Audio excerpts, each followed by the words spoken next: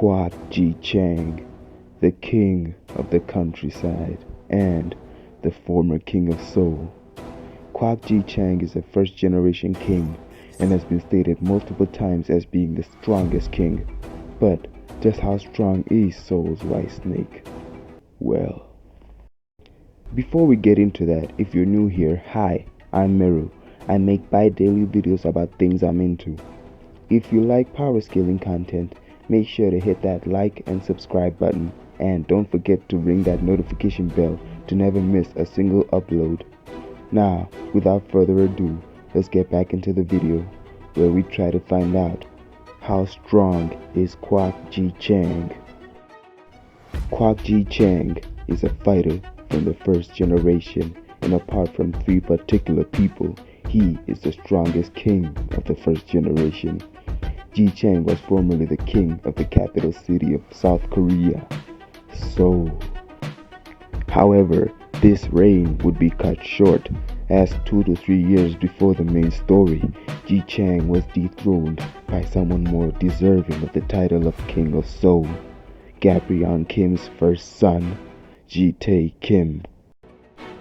Following his defeat, Jichang escaped to the countryside and managed to make the province of Cheongchang his territory.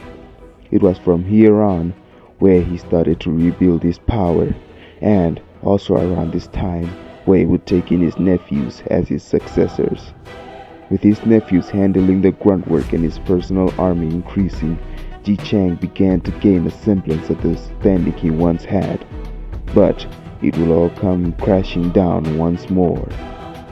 James Lee, a genius of the first generation, decided that the kings were too much of a wild card and would somehow ruin Charles Choi's plan, and so he decided the first generation had to come to an end, and he was going to end it himself. And so James would systematically defeat the first generation kings one by one, and from each he would take something.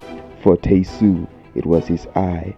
For Ganseop, it was his leg, and it is unknown what he took from the rest of the first generation kings. However, he would eventually set his sights on Cheongchang and the current king ruling it, Jichang. This would eventually lead to a confrontation between James Lee and Jichang, and although Jichang was stronger than James, due to James's overwhelming speed, and he was unable to hit James Lee and would be on the receiving end of James's brutal assault, eventually leading to his defeat. However, unlike what he did to the other kings, James would not take anything from Jichang.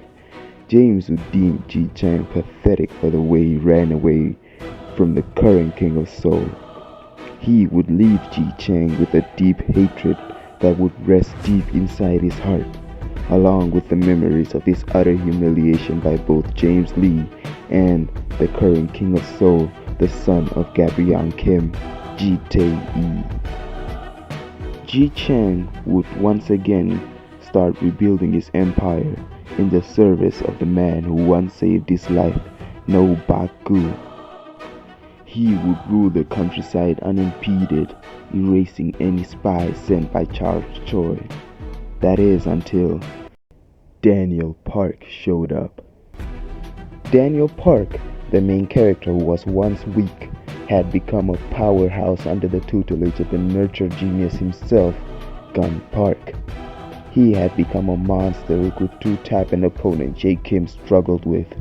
He even fought and overwhelmed the worker's trump card, the artistic demon himself, Yu Sung, with Yu Sung having outmatched Johan the copy genius, forcing him to go into his 10-second UI copy state just to gain the upper hand.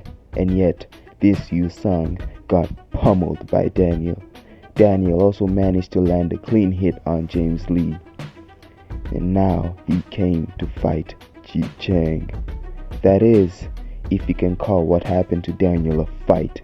Jichang was busy toying with Daniel, to the point where it made Daniel question why it was so unfair.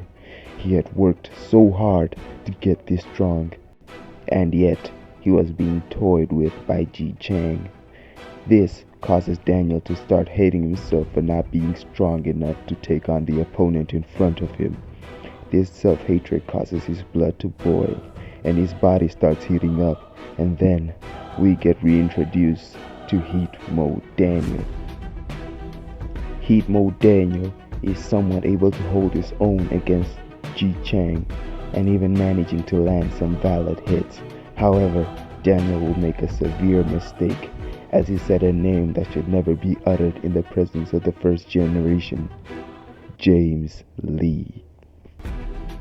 Hearing this name stirs up a deep-rooted hatred towards James Lee, and using this hatred, Jichang finally decides to show Daniel what he wants to see, the unique weapon every king has honed through the first generation, and Jichang's weapon was his hand blade.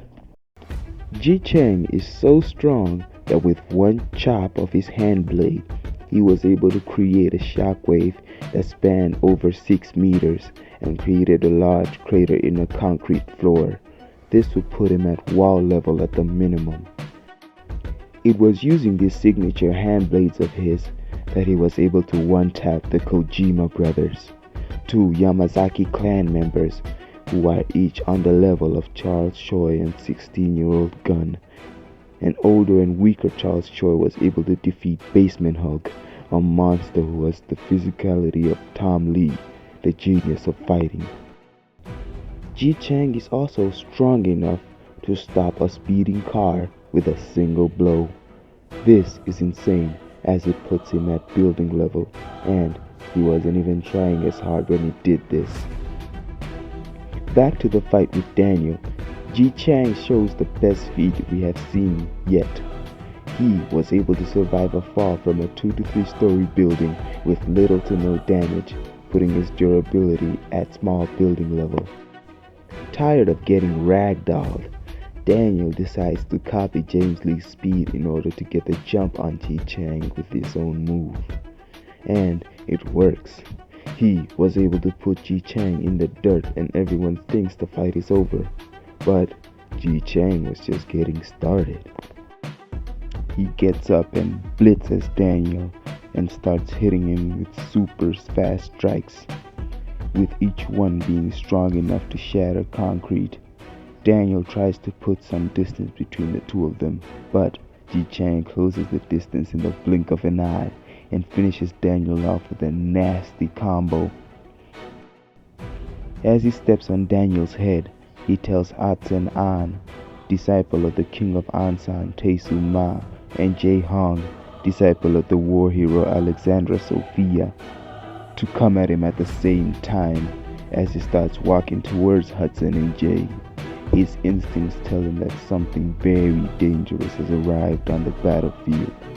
As Jichang turns around, he is met with the sight of Daniel, slowly rising from the ground. His eyes had blackened, and every breath he took emitted steam from his overheating body, as, for the first time ever, little Daniel was in Ultra Instinct. Sensing the danger that Daniel posed, Jichang attacked him, only to get wrecked. Daniel's moves were perfected, and his body was moving in the most efficient way possible. Jichang thought that for the first time, he would have to use his full strength against someone from the second generation. As he prepares to go all out, Daniel charges in, prompting Jichang to do the same, and as they are about to clash, their battle is stopped by the pre-generation fighter, Gabrion King's driver, No Baku. Later, Jichang will come to face with another pre-generation legend and the underboss of Gabrion Kim, Elite. Jichang engages Elite and it seems Jichang is stronger. However, Elite uses his quick thinking and catches Jichang off guard, which leads to him pulling out his gun and bang, bang, bang, 3 gunshots. Elite stands over the bodies of Jichang and No Baku. Job complete. Overall, Jichang would scale to building level with high superhuman to low subsonic speeds. Now tell me, who do you think can beat the former King of Seoul? Hey guys, it's Meru, and if you guys enjoyed the video, please be sure to like and subscribe and ring that notification bell to never miss a single upload, cause I got more bangers coming soon. If you want to suggest a video idea, comment down below. And with that being said, this is me signing off. Godspeed.